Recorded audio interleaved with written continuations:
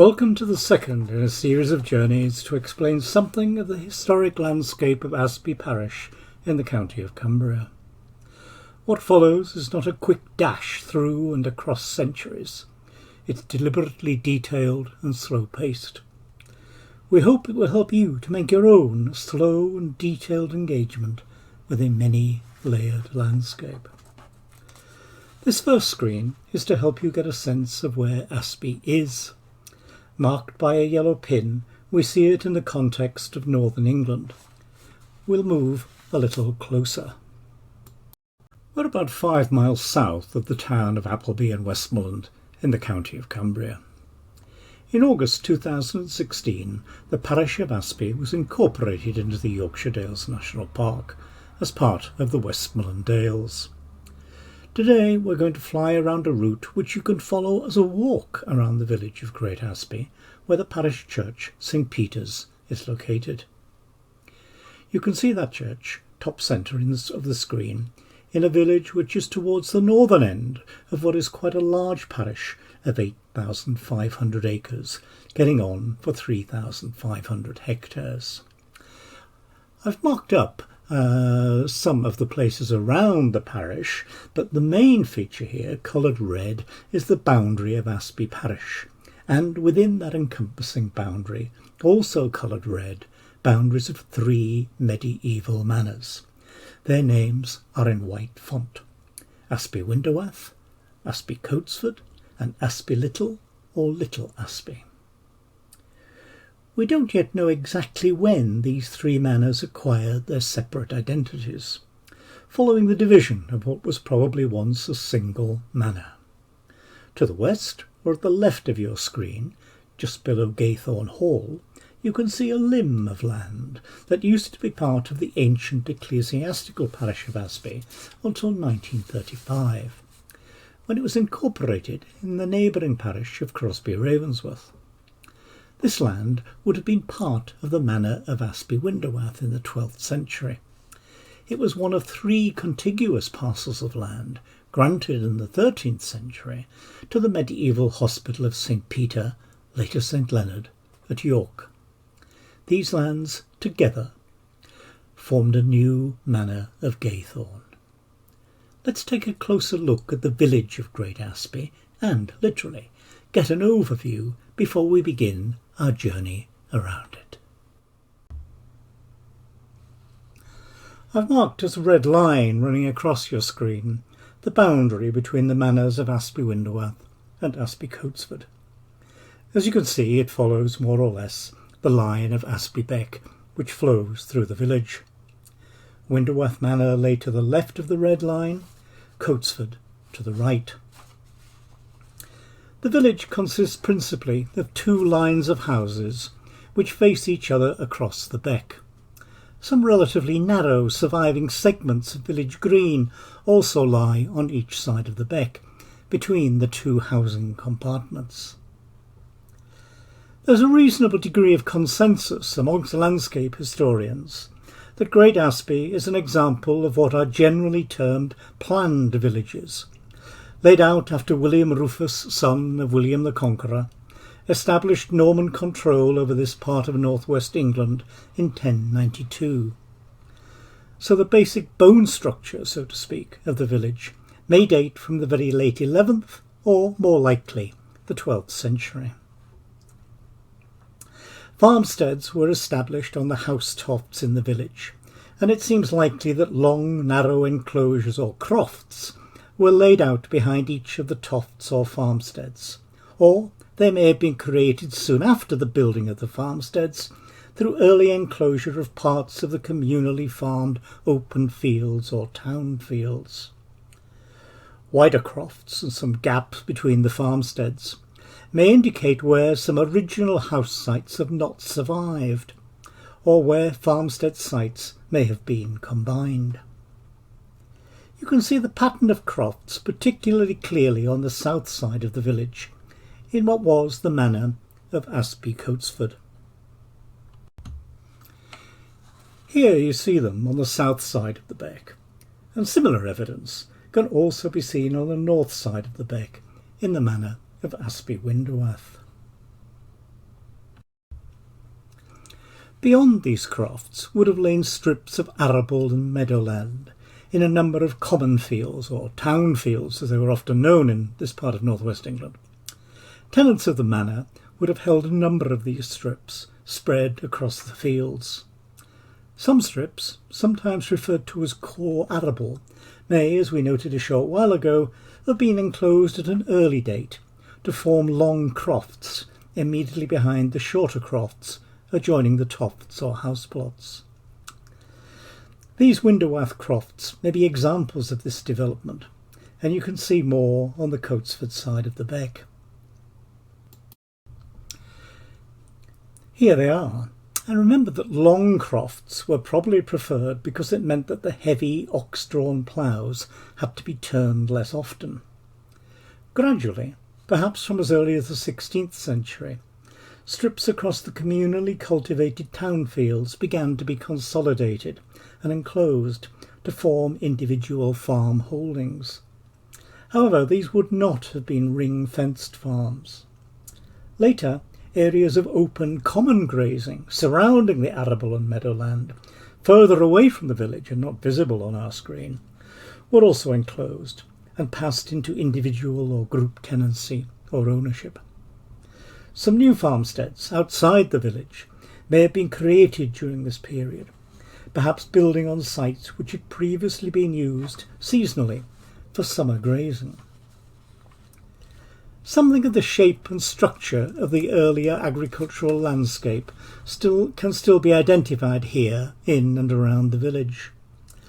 Some of the bone structure of the early fields as well as that of the early village can be seen.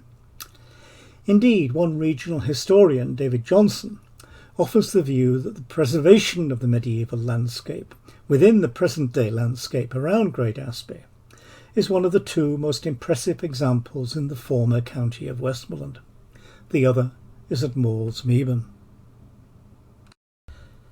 As we make our journey through the village, we'll also try to glimpse some details of its relationship to the landscape immediately around it.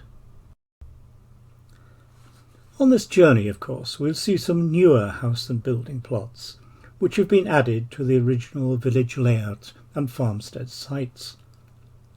Some of the village farmstead sites may have survived from Norman times, but they will have witnessed many episodes of reconstruction. The last major reconstruction, in stone, took place in this region from roughly the mid-17th to the mid-18th century. If you walk around the village, you will see house date stones from this period. To inform such a walk, you are of course watching this video, but a printed guide to the village depicting it as it may have been in 1911 can be purchased at the bar of the Three Greyhounds. Or go to see the detail of the mural in the bus shelter, which led to the production of this guide. The bus shelter is by the narrow road bridge next to the church. In more recent times, many of these farmsteads have ceased to be working farms. The houses are occupied now by people who work in other occupations, or, more frequently perhaps, who have retired to the area. Associated farmland has been sold or leased. In almost every case, the layout of village farmsteads was, from that 17th and 18th century period of reconstruction at least, what historians call linear. They had the domestic area at one end. Here, that's to the left of the ground floor plan at the top. At one end of a single, long building, and the area for animals and crop storage, especially hay in a loft above a byre, at the other. This is a reconstruction drawing of the possible floor plan of one village house, Dial House, in the 18th century. In some cases, like Dial House itself, these structures in the village have now been made into two dwellings, with the agricultural space to the right in this drawing converted to a second house. In other cases, the single house remains, but with its agricultural space converted to domestic use. Let's take a look now at the route we're going to follow. We're going to start outside the village inn, the Three Greyhounds, I've marked that starting point with a large red pin pretty much at the centre of the screen. Our route is the yellow line. We'll travel in a clockwise direction to arrive back at the Three Greyhounds after a journey of 1.5 miles, or just under 2.5 kilometres. For these recordings, we're going to do this journey in 3 parts. The first part will be from the village pub to Dale Green, with the next from Dale Green to Marble Mill, and finally from Marble Mill back to the Three Greyhounds Inn, before spending a little time in the church. We've moved closer to the village inn, just to the lower right of centre screen here, positioned across the beck from St. Peter's Church. Let's go closer still and look at the inn from ground level. The origin of this building, now known as the Three Greyhounds, is unclear. It may have been a farmstead before it became an inn. Indeed, even for much of its life as an inn, its occupants have had another occupation, usually farming, as well as running the inn. Here is one view from that earlier life of the building. The inn is the building to the left with the canopied front door. This photograph also shows one of the adjoining cottages, also with a canopied front door as post office. It was taken in the late 19th or early 20th century. If you look closely, you can see a postman with his leather bag standing in front of the gate of the cottage to the far right. If you're passing that cottage today, you will see that it is called the Old Post Office. A date stone at the rear of the inn, unfortunately now concealed by later building work, is said to be inscribed 1707. This may be more likely to indicate a date when the building underwent some form of reconstruction rather than the date of its original construction. And it's unusual to find such a stone at the rear of a building. Perhaps it was moved from elsewhere during another, later period of reconstruction. From the date of its original building or rebuilding in 1707, the Three Greyhounds structure appears to have been that of a linear farmstead. If the inn is open, look inside. The bar and dining area that you see today, up as far as the wall before you reach the pool table at the far end in this photograph, this is to your left if you enter by the front door, would have been the domestic part of the building. The other end of the building, including the pool table area you can see, but also the space beyond the far wall, which is now in separate ownership, would once have housed farm animals on the lower floor with a hayloft above. That hayloft would have been accessed by a ramp and cart entry at the rear of the building. The ramp could still be seen on an aerial photograph taken in 1965, and you can get an idea of the layout from that photograph, which is on a wall in the bar. Let's go back to the outside of the older building for a few moments. The Three Greyhounds you see on the wall outside the inn today are not of ancient origin. If you look very carefully at that wall between the inn and the cottage immediately next door to it, you may be able to see that the greyhounds are not present in this early photograph. And they're not on another photograph taken in the 1960s. The truth is that they were placed there by a previous owner as late as the 1980s. The outer front door of the inn may, however, have stronger claims to early origins. Village folk memory holds that when a much earlier St. Peter's Parish church was demolished, before the present church was built in the 1860s, a door from the old church was installed as the front door of the inn.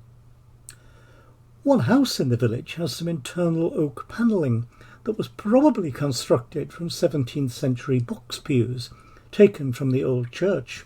We'll look at that panelling later. So this door may have been similarly recycled. it certainly appears to be over-engineered for its present setting. Nothing is known about when the building first became an inn. There is a record of the burial of a local innkeeper, George Gowland, aged 56, of Asby Cutsworth Manor. That's the pub side of the beck, remember, in 1779. So he may have been the innkeeper at the Three Greyhounds. But the earliest record of the use of the Three Greyhounds name is in Parson and White's History, Directory and Gazetteer of Westmoreland, published in 1829. Here we read that a James Kersey was victualler at the Three Greyhounds. The names of later occupants can be traced through tithe apportionment documents of 1843 and census returns. We also know that it went through a period of ownership by Brakel's Brewery of Preston until about 1945, when that business was sold to Cattrall and Swarbrick of Poulton le Fylde. If you walk through to the back of the inn, you will be able to see this salvaged old inn sign. There's the CNS for Cattrall and Swarbrick. There are probably only 3 public houses or inns in England which share the name Three Greyhounds. 2 of these appear to have an association with the hunting of hares with greyhounds, but the name of the inn here probably has a very different association. Three Greyhounds, or to be precise, Three Greyhounds Courant, are depicted on the coat of arms of the Machell family, lords of the manor of Crackenthorpe, just north of nearby Appleby in Westmoreland. The Three Greyhounds shown here are carved on the mantle of what is probably a 19th century fire surround at Crackenthorpe Hall, once the Machell family home. One member of this family, a Richard Machell, was rector of St. Peter's Church here at Great Asby for many years, from 1739 to 1786. He continued to be rector after he himself became lord of the manor of Crackenthorpe in 1767 and perhaps moved back to Crackenthorpe Hall. This second coat of arms is on a gable wall at Crackenthorpe Hall. Exactly how the inn came to be apparently so closely associated with the Machell coat of arms is not known. Intriguingly, a local journalist, Frank Haley, writing in the Penrith Observer in July 1953, reported a conversation with the then owner and landlord of the Three Greyhounds, J.C. or Jack Alderson. Haley wrote, "At one time, Mr. Alderson told me, the inn was known as the Machell Arms."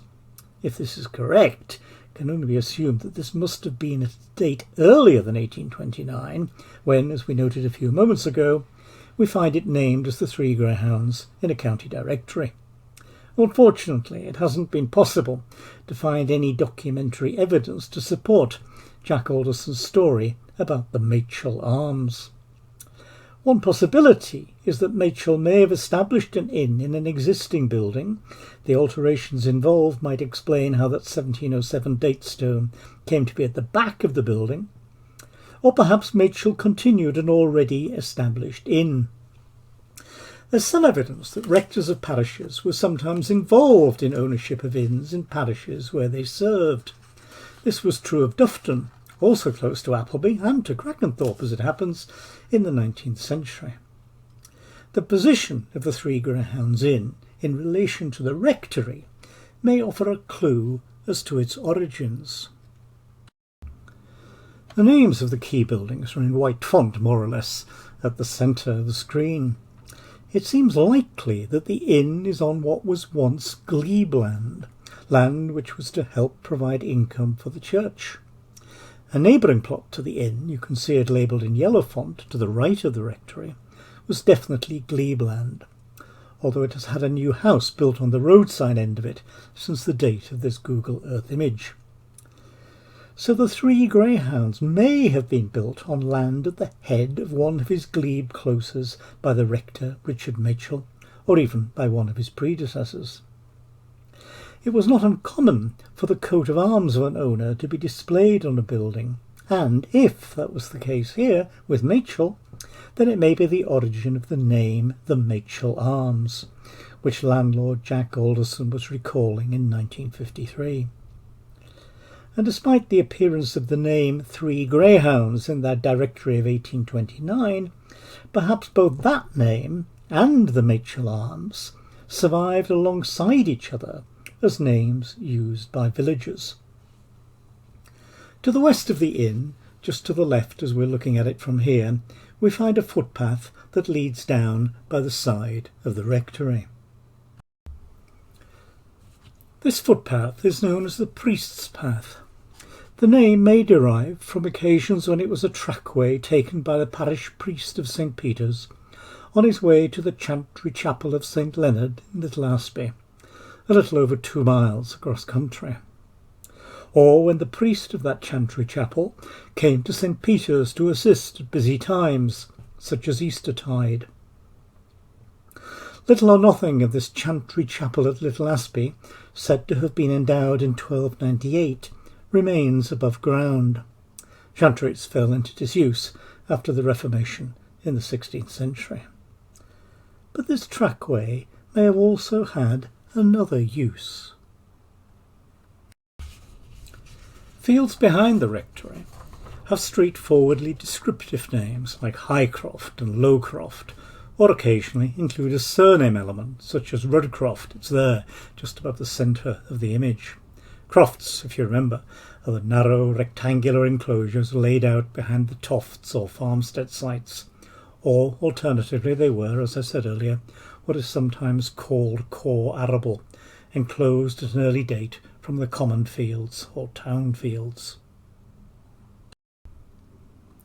But beyond the last of the crofts lie fields with different names. Here, for example, at the top centre of the screen, we have a block of fields called coulterlands, and at the bottom, fields that have the element flats in their name. A prominent historian of the northwest of England, Angus Winchester, points out, and I'll use his words, that where a block of fields all bear variants of a common name, the implication is that they represent subdivisions of a larger unit. Very often, Angus continues, such block names preserve the memory of land farmed communally that has later been enclosed. These coulterlands and flats that we see here were almost certainly part of those common fields or town fields cultivated by tenants of the lord of the manor of Asby Coatsford. The names coulter and flats do suggest that this was once cultivated arable land. Coulter derives from the Old English word coulter, the cutting blade of a plough. Flat from an Old Norse word, F-L-O, with an accent which makes that O sound like O as in lot, and T. So we have a word pronounced something like flot, meaning a level piece of ground.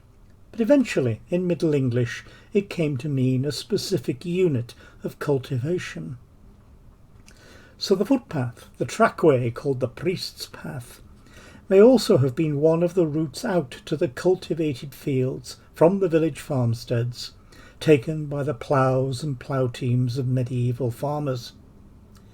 It may have had an even older association, much earlier than the medieval period, for the Priest's Path in that field called Flats passes by Holborn Hill. It's marked just below the centre of the image here, believed to be a Romano-British settlement or stock management site, undated by any excavation, but perhaps from around 100 BC to 400 AD, and it may have had an even earlier antecedent. We'll retrace our steps back down the Priest's Path to the village and to the rectory. The rectory is one of the finest buildings in Great Asby, and includes what is probably the earliest identifiable surviving building structure in the village. Hugh Prince, rector of Asby from 1944 to 1947, speculates in his manuscript volume, Memoranda, held in the county archives at Kendal, that the earliest part of the building may have been the work of the rector from 1345 to 1374, Thomas de Annandale. Annandale certainly appears to have had wealth.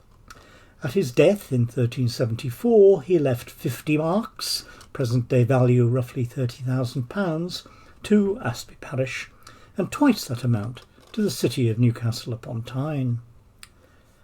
We'll learn a little more about Thomas de Annandale later on. There is some uncertainty as to whether this earliest 14th century part of the rectory, perhaps built by Annandale, was a fortified defensive tower for the parish clergy, rather like the Vicar's Peel in Corbridge, or just a medieval house that included an upper chamber or solar. In the 14th century, incursions by Scottish forces meant that enhancement of the defences of some dwellings was ordered, and that may have included the rectory. If you look to the south of the rectory, you will spot a building now converted to another dwelling. But perhaps up until the time when tithes were converted into cash payments, just before the middle of the 19th century, the ancient thatched tithe barn, but slated by 1839, would have stood on this site. Here's a plan of part of the layout of the ground floor of the rectory, showing what may be the Peel Tower, that part of the building which is closest to and parallel with the village road. Additions to this medieval structure were made in the 17th and 19th centuries, and some suggest there were additions in the 18th century as well. And the house was the residence of rectors of Asby Parish until 1980, when the parishes of Asby, Bolton and Crosby Ravensworth were joined in plurality. After a period without occupation, the rectory was sold in 1982 and became a family home. This narrow bridge across Asby Beck is just across the road in front of the rectory. Today it is known as Church Bridge, but that 14th century will of Thomas de Annandale, which we've touched on, refers to a predecessor of the bridge, although it wasn't in exactly the same position, and it refers to it as Ponte Patrici de Ascaby, or Patrick's Bridge. The name is a little puzzling. Why Patrick's Bridge? Given its proximity to St. Peter's Church, one might have expected it to be Peter's Bridge. My own, perhaps rather wild piece of speculation is that the first dedication of a church here may have been to St. Patrick, not St. Peter, and that the church was rededicated when the Hospital of St. Peter, later St. Leonard, at York, held the manor of Asby Winderworth in the late 12th and early 13th centuries. Note that change of the hospital's name from St. Peter to St. Leonard. It followed the dedication of a new chapel to St. Leonard by King Stephen. Is it more than coincidence that the two ancient places of worship in Asby Parish were dedicated to St. Peter and St. Leonard? That tenure of Asby Winderworth Manor by the hospital may have begun shortly after Asby Church was taken back in the middle of the 12th century, from a brief period of being held by Dryborough Abbey in Scotland. Might that transition have made a rededication more likely? In a charter believed to be earlier than 1231, which grants land to Byland Abbey in Asby Parish, we find the earliest reference to the name of the patronal saint of Asby's church, Ecclesiae Beati Petri in Ascaby, the Church of the Blessed Peter in Asby. There may be those watching who have a much better understanding of these things than I do, and can comment on my speculation about the changed dedication. We learn a little more about a predecessor to the present bridge in the collected papers of John Hill, who lived at the house called Castle Bank in Appleby. Hill was lord of the manor of Asby Winderwath in the mid-19th century and collected a lot of material about Westmoreland with a view to writing a history of the county. Sadly, he died before he could begin the work. The material he collected is preserved in several large volumes of papers in the Cumbria archives at Carlisle. In volume 9, Hill notes, and I'll use his words, "The bridge to Asby Church was swept away by the flood of 1822. He continues, "It was a stone bridge and led, note this, into the churchyard. A new bridge was built by subscription." Hill goes on, "And that new bridge was far more useful, as the last only served one purpose. That one purpose was, as Hill writes, to give access to the churchyard. It was in a different position to today's bridge, and the bridge replaced after its destruction in 1822 would not have been the structure referred to by Thomas de Annandale in his will in 1374, because there had already been a replacement of that bridge at some point before 1776. Could the earlier position of this bridge even offer an alternative interpretation of those Latin words Ponti Patrici? Could they mean, in medieval Latin, not Patrick's Bridge, but instead the nobleman's bridge, the bridge that would be used by the lord of the manor on his short journey from Asby Hall, we'll be visiting that later, to cross the beck to go to church? Again, there may be those in the audience who can comment on this further piece of speculation. The present bridge, the one you can see in the photograph here, improved as a millennium project, occupies the site of the one constructed after the flood of 1822, the one built by public subscription, organised by Hill. That bridge is shown on the first edition of the Ordnance Survey map, when the old church was still standing, of course. It links, as this bridge does, the parts of the village on each side of the beck, and does not go into the churchyard. It is possible that the primary purpose of the old bridge, the one swept away in 1822 and its predecessors, was to give access to the church for burials and services, as well as access for the lord of the manor when stepping stones and fords on Asby Beck were impassable after heavy rain.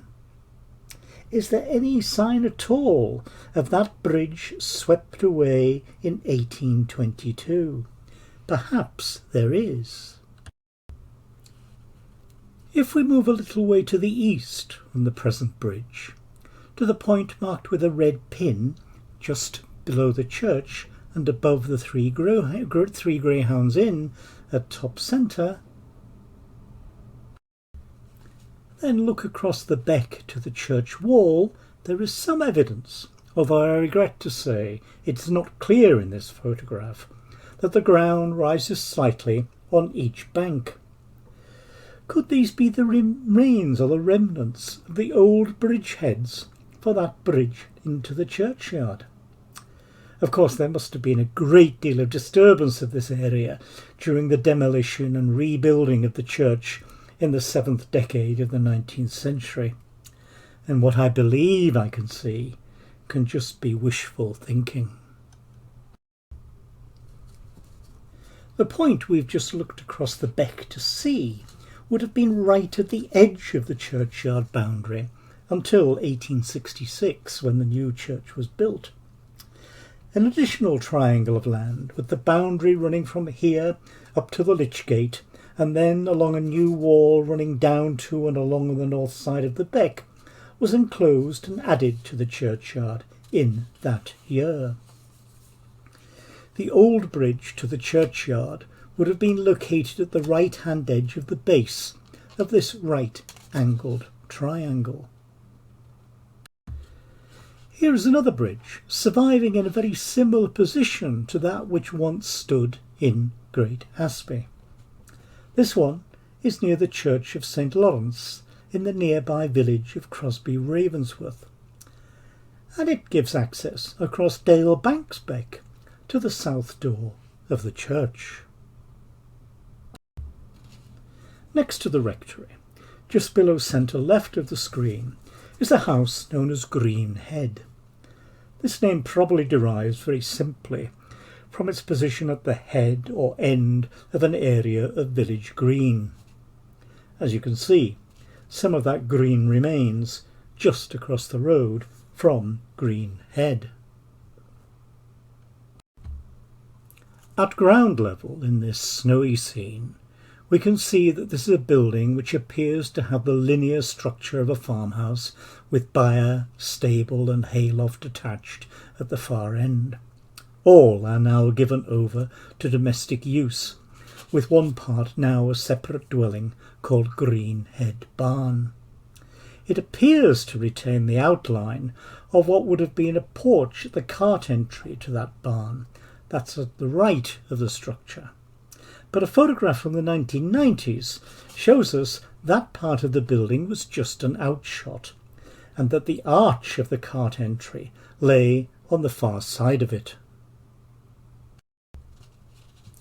Just beyond Greenhead and Greenhead Barn is a signpost for another track that leads south, like the priest's path, in the general direction of Asby Grange. This name, Asby Grange, along with that of neighbouring Grange Hall, retains in the landscape the memory of a grange, a monastic farm of the Cistercian Abbey of Byland in North Yorkshire, a more than 600 acres holding, which lay between Great Asby and the hamlet of Little Asby. Another video in this series gives more detail about the establishment of this grange from the 12th century onwards. Look on the Asby Parish website and go to Historic Asby on the drop-down menu of local videos. Perhaps this track was yet another routeway to those town fields or common fields of Asby Coatsford Manor which we glanced at a few moments ago, because from here the track goes up through medieval crofts to join the priest's path going out to those fields. We've climbed a little higher above these crofts, and we can see that 3 of them have incorporated the surnames Tewce and Rudd. The last one we've already looked at. Incorporation of the name of an owner or tenant as an element in a field name is quite common. We don't find Tewce as a family name in Asby Parish, unless it's a mistaken representation of the name Tuer, Tuer, which is there, but we certainly find many entries in the parish records for the name Rudd in the 17th and 18th centuries. Back on the line of our walk route, another structure presents us with an eastern gable wall, once the location of the village's telephone box, as you can see at the right-hand side of the gable, but this has now been removed. This house, now called Stepping Stones, is a relatively recent barn conversion, containing more than one dwelling. It appears to project well beyond what is likely to have been the toft line of what we have described as the planned medieval village. At an unknown date, somebody appears to have built it as an encroachment on part of the village green. If we look at this extract from the earliest map of the village, the tithe map of 1843, there seems to be a substantial building ringed here in red, although it does not have the extension to the east with its slightly higher roof line which we see today. Encroachments could be made by agreement with the lord of the manor, or some agreement with the lord of the manor might be made after the event, and later we shall encounter what might have been one of these, and this may have been another. The village green, which this forerunner of stepping stones encroached upon, like those in many other villages, may once have been where some livestock grazed from time to time in order to keep them safe. We know from the Asby Windowath Manor Court Book that manor still had 5 gates or yats surviving on roads and trackways out of Great Asby, and which could be closed off up until at least the 18th century. If we look at this extract from the Asby-Windewath Manor Court Book, which set down responsibility for these gates from 1800 to 1804, we see in the handwriting at the top that it is a list of those that hangs the Sale Gate, presumably somewhere on Sale Lane, which runs from the village in the direction of Gaythorne Plain to the southwest. And there are names of the 5 men who were responsible: William Elliotson, John Winder, John and Robert Robinson, and John Sowerby.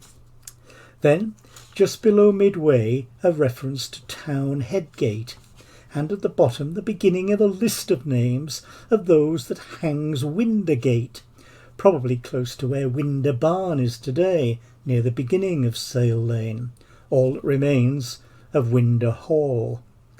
This part of Sale Lane, or somewhere close to it, may have been what is referred to elsewhere in the Asby-Windewath Manor Court Book as Winder Way, probably nothing to do with the minor place name Windewath, but instead likely to be associated with the name of the Winder family, who almost certainly once lived at the now lost Winder Hall.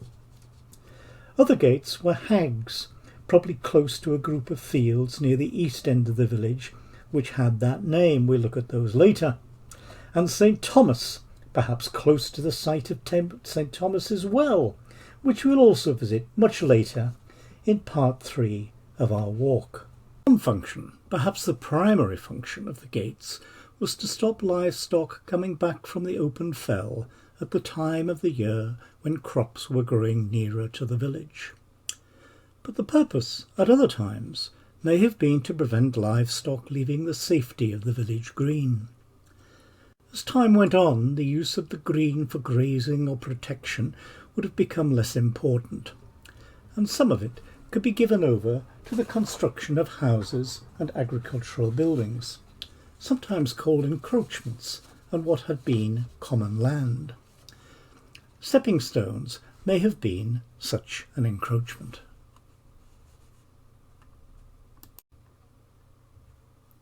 Stepping stones was a barn conversion in recent times, but there is some anecdotal evidence that earlier in its life it had been a dwelling. Its name marks it as being adjacent to one of a number of sets of stepping stones which once crossed Asbybeck within the village. The positions of this particular set of stones is shown on early editions of Ordnance Survey maps. Looking at this extract from a map of the 1890s, we see again the ringed outline of the building now called Stepping Stones. By this date, the barn appears to have had added, on the side away from the road, a porch at its cart entry, and there, on the line of the beck, beside the ringed outline, the position of the stepping stones in the beck is clearly marked. They are very close to the smithy on the far side of the beck. A convenient crossing point to a busy community resource like the smithy would have been essential. A photograph of these stepping stones survives. They can be seen in the beck, upstream from that beckside building, the workshop, store and dwelling of the village blacksmiths. The end of the building, closest to the camera, was the blacksmith's shop. On the right-hand side of it, you can see the 2 chimneys of the forge or forges where metal would have been heated. In more recent times, an extension has been added to this end of the building. Croft House, seen here, is next door to the building now called Stepping Stones. Croft House is an unusual building in Asby, for it is Victorian, appearing at a point between surveying for the first edition of the Ordnance Survey map in the late 1850s and the publication of the second edition of the map in 1910. Its creation is rather unusual as well. The Reverend Henry Guy was the rector of the parish from 1834 until 1875, and was known as the last farming parson of the parish. He suffered a stroke and was unable to effectively minister to the parish in his later years, so he employed a succession of curates. An entry in the parish register for a baptism on July the 5th, 1861, is written in a very shaky hand compared to his previous register entries by Henry Guy. It appears to be the last baptism he conducted. Thereafter it is curates or off-ministers carrying out the baptisms, so it might be around this date that he suffered his stroke. Henry Guy is believed to have already owned at the onset of his infirmity the land on which Croft House stands. So he built the house, perhaps around that shaky hand year of 1861, to house his curates. Reverend Guy had an illegitimate granddaughter, Elizabeth, baptised Bessie Armstrong, but who came to be known as Elizabeth Guy, and was recorded by that name in censuses. She lived at the rectory with the Guy family, including her mother, Margaret Guy. At the 1881 census, 6 years after her grandfather's death, we find Elizabeth living here at Croft House, together with her mother's brother, her uncle. Before we leave Croft House, a 140-year-old anecdote that you may find amusing. When the old St. Peter's Church was being demolished between 1863 and 1865, a number of its fittings and movables went into what was intended to be the temporary care of various people. The church plate went into the care of the then rector, Henry Guy himself. Nearly 20 years later, in 1883, Henry Guy having passed away in 1875, and his successor having left after 2 years, a new rector, the Reverend Mather, was in post. One day, Mather was passing Croft House, where the Reverend Guy's descendants were still living, of course, when he spotted that the hens were feeding out of a pewter patten, a saucer-like bowl or low tray, which was clearly part of the church's 17th century plate. Mather pointed out what it was and received it back for the church. After Croft House, we have a line of houses, Westview, Riverside and Overbeck, together with a late 20th century insertion between Riverside and Overbeck. Each of the older buildings appears to have been a linear farmstead. They may lie on the medieval Toft line, although one of them, Riverside, seems to extend a little beyond it. It is a fact, although I don't know if it is significant, that there are fewer date stones on farmhouses on this side of the beck, the Asby-Coatsford Manor side, than we will find when we cross over the beck to Asby-Winderworth Manor. Having passed these small linear farmsteads, we reach the Baptist Chapel. As you can see, it bears a date stone of 1862. It was built on a piece of land called Belgarth, purchased from a Mary Penrith of Crosby Garrett, herself a Baptist, for £10. The cost of building the chapel was £200, and it provided space for 100 worshippers, according to Bulmer's History, Topography and Directory of Westmoreland, published in 1885. The chapel replaced other recorded places of Baptist congregation in Asby.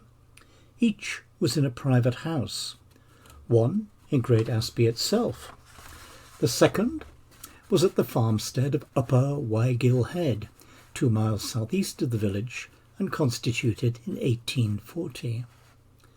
These arrangements would not have been unusual for the period, when many nonconformist places of worship were private homes that were used as preaching stations and schoolrooms, and were not separate structures built expressly for religious worship.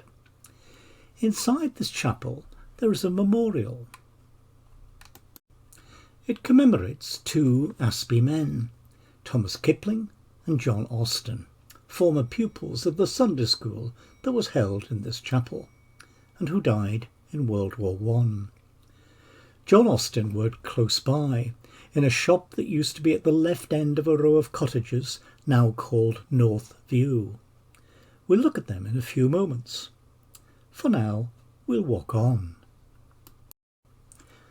and pass close to the gates of Step Ends, another linear farmstead. Does its name preserve the memory of yet another lost set of stepping stones that were used to cross the beck? At this point, we turn to cross the beck using a footbridge.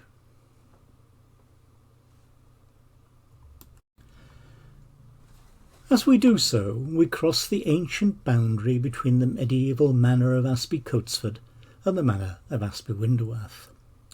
The footbridge was constructed in the second half of the 20th century to replace an earlier wooden bridge which had fallen into disrepair.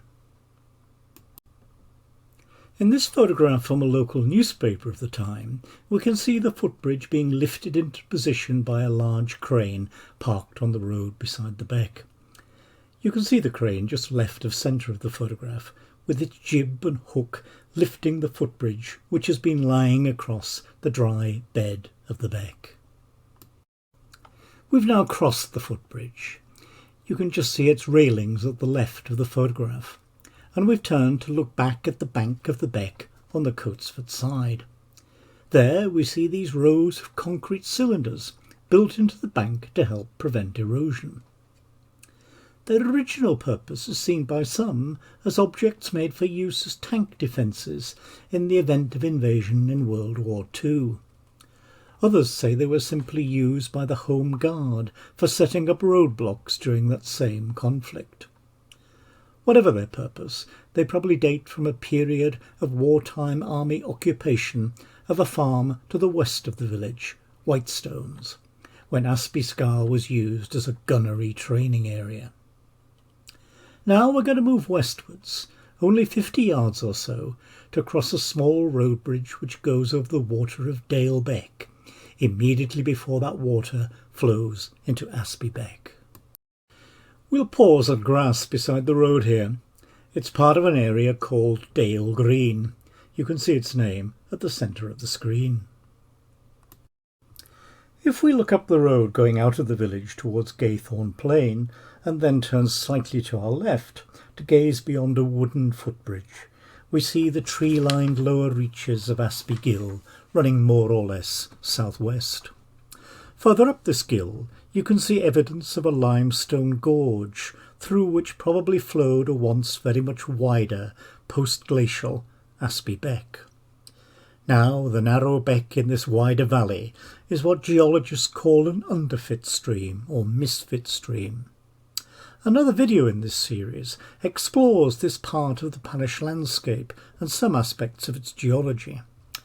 But for now, we'll turn to our right to look at this probable packhorse bridge that also crosses Dale Beck.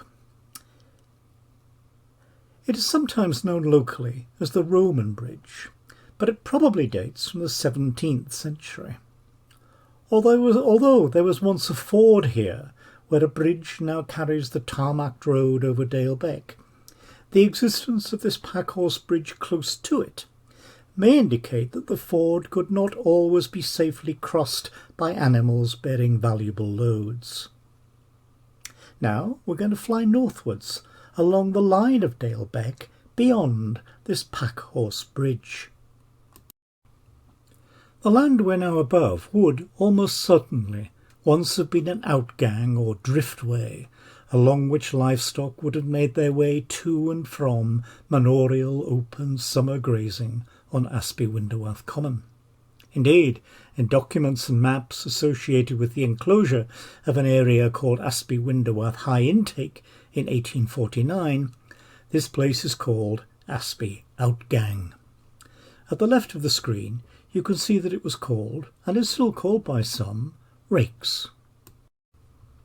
As you can read here, rake is a dialect word for a path, especially a path for cattle, and is probably derived from an Old Norse word reik, R-E-I-K, or an Old English word, haraka, probably pronounced in that way, meaning a throat. The Old Norse word is largely confined to the north of England and typically means a steep, rough track or path, while hrakkr is found predominantly further south. The track here was probably pretty rough, and in some places it still is. But look at the shape of the red line on the screen, drawn around the boundaries of rakes. And you can see that the Old English word may have been used here to describe the shape of a feature which resembles a throat. We'll see one end of that feature, that throat, viewed from our position on Dale Green in the next photograph. This shows the beginning of the routeway, the outgang, which would have led to Asby-Winderworth Common. As I've said, summer grazing land for the manor of that name. But today this track takes you to the farmsteads of Whitewall and Hallehill. Let's shift our gaze now to ground on the far side of Dale Beck. Fiddlercroft, bottom centre, immediately above the label marking the position of Dale Beck, was once a narrower piece of land, a croft behind what may be a lost medieval toft. An upper parcel of land, as you can see from the screen, shared the name of Highcroft with a line of adjacent fields. The name of Fiddlercroft may come from the croft being owned or tenanted at some point by someone who was a fiddler. The parish records do include a baptism on January the 6th, 1771 for John, son of Thomas Clement, Thomas being described as a fiddler. Thomas Clement lived just up the road from here, in Town Head. It's also possible that it simply indicates, as we've seen elsewhere, ownership or tenancy by somebody with the name Fiddler. But this was not a common local family name, featuring only once in parish records, a baptism in 1698. The lane which runs at the top ends of these crofts, Croftley Lonning or Croftley Lane, there in red font towards top left, almost certainly derives its name from being an access road to the crofts behind the housetofts. We've turned back to focus on Dale Green once more. This area may have had a very particular relationship to that summer grazing which was reached by going along rakes. You can see the line of the present-day track just above the text. It's possible that Dale Green was once one of the milking greens to be found in medieval villages in this area. They were located at the village ends of outgangs like rakes. After the 1870s enclosure of much of Asby-Winderworth's common grazing, Dale Green had a new function. Enclosure meant that some natural resources within the landscape, which had previously been accessible to people, could no longer be reached, because they were located beyond newly constructed walls or hedges, which now enclosed the so-called allotments made to individual farms of what had once been open common grazing. The list of such natural resources would have included watering places for livestock, as well as building materials such as sand or quarry stone. As a result, the commissioners who oversaw the process of enclosure had to designate some specific areas for public use. Around Asby Parish, for example, we find sites of public quarries, public sandpits, and communal watering places. But Dale Green, close to the beck as it is, became a public sheep washing ground. Sheep were washed each summer before shearing or clipping to clean grease from the wool which had been applied the previous autumn to help keep out the worst of the weather, but also to wash out grit and soil which would damage the blades of hand-held shears. Sale Lane, which runs more or less southwestwards from Dale Green, probably obtains its name because it too was once an outgang or driftway to yet another summer grazing place. That grazing place was what is now a group of 8 fields, a mile or so along Sale Lane, each of which has the element sale or sales in its name. Sale Hill, there are 2 of them, sails, 2 of them as well, short sails, also known as windy sails, low sails, middle sails and high sails, and these fields are located on both sides of Sail Lane. A few words here about the likely derivation of this name, sails. In this instance it possibly comes from an Old Norse word, sel, shealing hut. A shealing was a summer pasture. So Sail Lane was probably the lane which led to this summer pasture, which is now divided into those 8 fields with sail or sails in their name. When we were on the other side of the beck, in the manor of Asby Coatsford, we gave passing thoughts to buildings which might have been encroachments on the village green, but for which there is no surviving documentation about their construction. Before we leave this part of the village green, let's look at a couple of examples of encroachment close by, for which there is some documentary evidence. The house we see named here, it too is called Dale Green, was described in the 19th century Manor Court Book of Asby Windowath as the Encroachment House. A court book entry written by the lord of the manor himself, John Hill, in June 1858, sheds more light. It mentions a Joseph Ellison of Asby Windowath, and I'll read John Hill's words, who inhabits a house built upon the wastes, that's another word for the common land, of Great Asby, for which he pays 1 shilling, that's 5 current pence, rent to me annually. A check of the next census after the date of John Hill's note, the census of 1861, locates Joseph Ellison and his family at this house. We don't know the date when the encroachment was first made upon the wastes of Great Asby in order to build the house. Joseph Ellison and his family appear to have been there since at least 1841. But the Manor Court Book entry may provide a good example of how what might have been an initially illegal encroachment upon the wastes of a manor could eventually be accommodated and accepted by the lord of a manor in return for an ongoing payment of rent.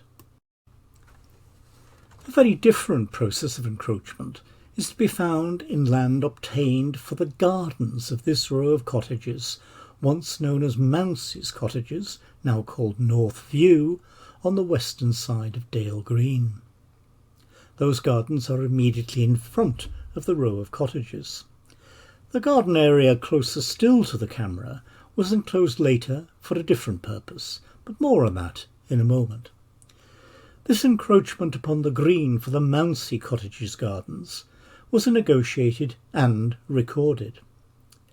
An Asby Windowath Manor Court Book entry for April the 12th, 1872, records that Johnson Mounsey came to the court to seek, and I quote, a portion of waste for gardens for cottages erected by the said Johnson Mounsey. In October 1870, Mounsey had purchased a portion of a field called Rudgarth, you can see that towards the bottom left of the screen, to construct the row of cottages which once bore his name. Mounsey was now seeking a portion of waste or common land of the manor which lay beyond the eastern field boundary of Rudgarth, just to the right of North View. I've outlined it in red to provide, as we've just heard, gardens for the cottages he'd built. Here we see a sketch plan from the Manor Court Book of 1872 showing the land in question, coloured pink, just to the right of the block of grey colour which shows the position of the cottages. This was another act of nibbling away at a once larger Dale Green. Mounsey was successful in his application to the Manor Court. He obtained the land for an initial payment of 1 shilling to the lord of the manor and an ongoing annual rent also of 1 shilling. The same sum that Joseph Ellison had been paying for the encroachment house. Perhaps this was the annual figure that had been established by what was called the custom of the manor for a small portion of land taken from the common. Just over 10 years later, There was another application to enclose one more piece of the common ground here, one more piece of Dale Green. It was made to the Manor Court on the February the 3rd, 1883, and here is a sketch plan from that court record when, and I'll read from the record, James Taylor, one of the free tenants, prayed for a grant of the triangular piece of waste at the town head. You can see that triangle of land in the sketch plan. And the said lady of the manor, that would be Anne Newell Hill, who'd inherited Asby Winderworth Manor from her relative John Hill in 1861, the said lady did grant the same, upon condition that the said James Taylor do forthwith erect and for ever hereafter maintain a stone wall on each side thereof. We actually saw that stone wall in the photograph of North View that we looked at a few moments ago. And that Taylor do use the said piece of waste for planting or garden ground only. This triangular piece of ground, as I said, coloured pink on the screen, is immediately east of the garden area, which Mounsey had obtained nearly 11 years earlier. That first garden area is labelled on this plan. You may be able to read it as granted to J. Mounsey. Taylor's application in 1883 appears to have been for the use of a house on the other side of Sale Lane, known today as Orchard House, and which may have been built or at least configured around about the early 1880s. So, on these two notes of late 19th century expansion of Great Asby's housing stock, the first, perhaps a bit of speculative building by Johnson Mounsey, we end part one of our journey around the village. Thank you for watching. Please join us for part two, which will take us from here at Dale Green to Marble Mill at the northeastern end of the village.